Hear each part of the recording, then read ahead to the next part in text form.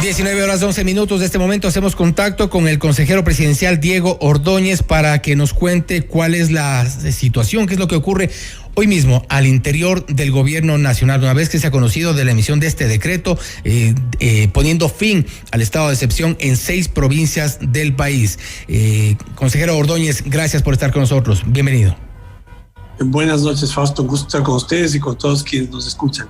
Gracias. Con la emisión de este decreto que hemos dado lectura hace pocos instantes, de alguna forma se pretende o se busca desactivar lo que está ya tratándose en la Asamblea Nacional, tomando en cuenta que se ha puesto en consideración el segundo punto del artículo 51 de la Ley Orgánica de la Función Legislativa, es decir, por grave crisis política y conmoción interna, que es una de las causales por las cuales poder destituir al presidente de la República. ¿Es esta la intención de alguna forma del decreto emitido hace pocos instantes? La Corte Constitucional falló, sentenció, en el sentido que cuando se argumenta o se recurre a esa causal para el establecimiento de un estado de excepción, es exclusivamente con el propósito de sustentar el estado de excepción. No sirve para otro propósito. Consecuentemente, ¿no?, desde el punto de vista jurídico constitucional, no tiene ninguna relación el sustento del decreto que establecía el estado de excepción que pueda servir como base o como fundamento para usar como que si fuese la misma causal para la aplicación del artículo 130 de la Constitución. No tiene absolutamente nada que ver lo uno con lo otro. Y eso está establecido por vía de sentencia de la Corte Constitucional.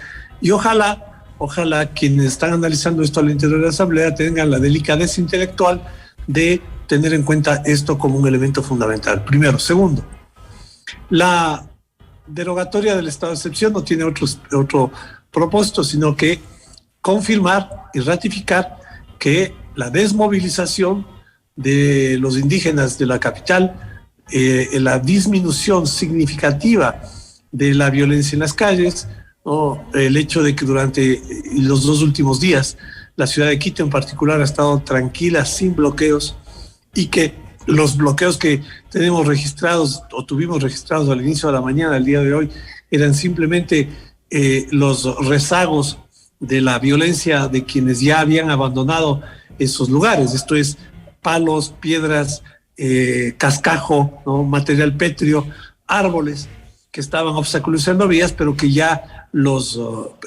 estaba acompañado por personas, ¿no? Entonces simplemente es la ratificación de que esa circunstancia que sustentó la declaratoria de estado de excepción ya se ha superado. Ahora bien, en la Asamblea Nacional ya se ha instalado la sesión con 135 asambleístas presentes, de lo que ya se ha informado, y procedieron ya a iniciar este debate. ¿Cuál es la sensación, cuál es el pálpito del gobierno sobre las intenciones de la bancada de UNES, principalmente, de llegar a la destitución del presidente? Bueno, esta es una intención desde del correísmo desde el inicio del gobierno, ¿no? No han ocultado, ¿no?, su antidemocrática e inmoral intención, ¿no?, y evidente golpismo de provocar condiciones para que el gobierno del presidente Lasso termine anticipadamente, ¿no? Es lamentable que el señor Issa haya plegado o se haya sumado a esa estrategia, lo que evidentemente provocó una implosión adentro del movimiento indígena, porque una es la postura de muchos dirigentes, entre otros aquellos que están vinculados a la política de la CONAIE, que es el movimiento Pachacuti, que han expresado claramente que no van a sumarse o no van a servir a la estrategia del correísmo de desestabilizar aún más, porque ya se desestabiliza con toda esta intencionalidad, ya se desestabiliza el Ecuador con la violencia y el intento de convertir a las calles en un escenario en el cual se pretenda acabar por la vía de la fuerza lo que se consiguió por la fuerza de los votos. Entonces, eso fue lo que sucedió, ¿no? Lamentablemente el señor Issa no termina de comprender que ese no es el camino, los correístas tampoco entienden que ese es el camino, pero me parece a mí que no obstante el gobierno ha hecho su trabajo. Lo más, yo diría, voy a reivindicar sobre todo la conducta cívica y espontánea de todos de muchos ecuatorianos, no así de todos, y en particular de muchos quiteños que en forma espontánea salieron a las calles, no solamente a defender o a oponerse a la violencia provocada por grupos que usan este mecanismo para intentar imponerse sobre el resto de la sociedad, sino que han defendido la institucionalidad, el poder constituido, y están contra el golpismo. Y esto tienen que tenerlo muy en cuenta quienes están impulsando esta agenda, ¿no? ¿Cuál es el resultado de esta conversación que de la cual pudimos saber a través del presidente de la Asamblea Nacional, Virgilio Saquicela? Él dice que ya representantes de organizaciones indígenas y del gobierno tuvieron un primer acercamiento. Hay una luz verde, hay una esperanza de que pueda llegarse a este diálogo, porque por otro lado también hemos escuchado durante este día declaraciones de Leonidas Diz en el sentido de que va a consultar a las bases y al menos de momento no dar marcha atrás en el paro nacional y en la movilización. Bueno, el que diga que no da marcha atrás a la movilización y pretenda encubrir esa desmovilización y esa decepción del movimiento indígena que no quiso sumarse o mayoritariamente no quiso sumarse a la estrategia de la desestabilización y el golpismo, es parte de la forma en la que el señor Issa maneja o trata de maquillar la realidad, ¿no? Si usted me pregunta sobre el resultado de esa conversación, déjeme decirle que el resultado, no hay ningún resultado, absolutamente ninguno. Ni siquiera el hecho de que se haya planteado la posibilidad de continuar con una vía de diálogo, pero el gobierno, pues, no, por un acto de cortesía institucional, asistió a esta convocatoria que hace la Asamblea Nacional, ¿no? Insisto, por un acto de cortesía institucional, asistió a este evento, ¿no? Y bueno, el hecho está en que de esa reunión no salió absolutamente nada. Pero yo quisiera... ¿Pero por qué? ¿Hay insistencia por parte del movimiento indígena? ¿Y qué representantes estuvieron? ¿Quién estuvo por parte del gobierno? ¿Quién estuvo por parte de la CONAIE? Por parte del gobierno estuvo el ministro de Gobierno, el secretario de la Administración y el canciller. No sé quiénes estaban de parte de la CONAIE, lo que supe es que estaba el señor Vargas acompañado de 30 o 40 personas, ¿no? Bueno, eso no es la delegación. Pero no terminó en buenos términos, por lo que entiendo.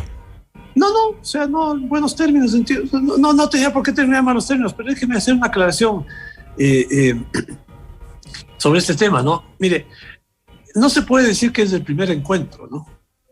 Primero porque no hay un primer encuentro después de que, se produjo... Más que encuentro hablábamos de acercamiento como tal, y eso sí, es evidente. Pero el día de eso, si usted lee revisa con detenimiento las expresiones del presidente de la República, el presidente hizo saber que el día jueves, luego de que el gobierno, en un acto de buena voluntad, permitió el acceso al ágora de la Casa de la Cultura para que la CONAIE realice una asamblea, a partir de las 13 de la tarde se llevó a cabo un encuentro entre un grupo de delegados del señor Issa y una comisión que es igual a las mismas personas que le acabo de mencionar, a nombre del gobierno. Y durante 10 horas, cerca de 11 horas, estuvieron conversando y al final de la noche llegaron a un acuerdo que incluía todos los puntos, los 10 puntos de las peticiones realizadas por la CONAIE el 13 de junio. ¿Qué sucedió después de eso? Que al día siguiente el señor Issa decidió que no quería concretar ese acuerdo, sino que esperaba que se... Insistía en la salida del presidente. Exactamente. Entonces, si esa era la línea, no es que el señor quería arreglar las cosas por vía del diálogo, porque si eso fuese así, y esto se habría arreglado por vía del diálogo el día jueves de la noche. Pero no sucedió así. Y está pesando entonces mucho más la agenda de la bancada de UNES, la agenda correísta, para ponerlo en estos términos, dentro del movimiento indígena, que la agenda propia de las demandas de esta llamada agenda de lucha del sector indígena. Bueno, usted lo acaba de decir. Y creo que si nos remitimos a los hechos, esa es la conclusión inevitable.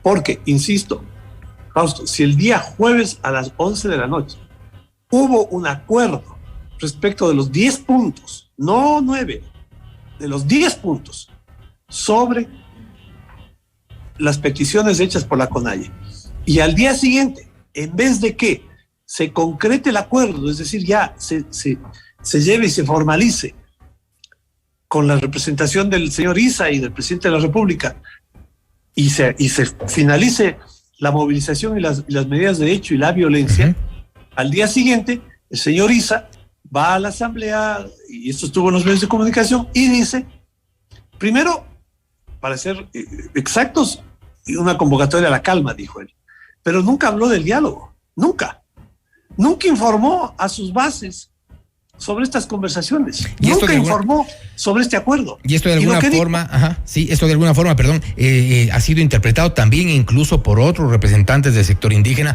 Escuchamos inclusive hace algunas horas, ya ha circulado ya en redes sociales, la entrevista que le hicimos aquí a Nina Pacari. Ella hablaba de la infiltración del correísmo, inclusive mencionó nombres de quienes estaban de los dos lados, tanto con la CONAIE como con el correísmo. Y a propósito de este tema que ha sido abordado en esta entrevista, Correa en sus redes sociales hace pocas horas durante este día, retó al primer mandatario Guillermo Lasso a que llame a elecciones anticipadas para comprobar si tiene respaldo popular o no. Le invito a escuchar esto y hacemos una reflexión sobre este tema. Escuchemos.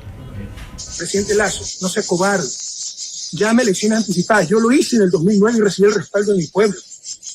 ¿Piensa que va a poder gobernar sangre y fuego 3 años más? Va a destruir su país, va a destruirse usted mismo. Sea por primera vez responsable ante la patria y ante la historia. De los asambleístas, vamos a ver quién es cómplice de Lasso o quién está con su gente, con su pueblo, con la grande mayoría y ponen sus cargos a disposición de sus electores, invocando el artículo 130.2 de la Constitución y llamando a elecciones en las cuales puede participar Lasso y veremos si tiene el respaldo de la gente o no. Y para poner un poco en contexto, el pasado 20 de junio uno de los asambleístas ya hablaba de la posible destitución del presidente Guillermo Lasso, me refiero a Juan Lloret.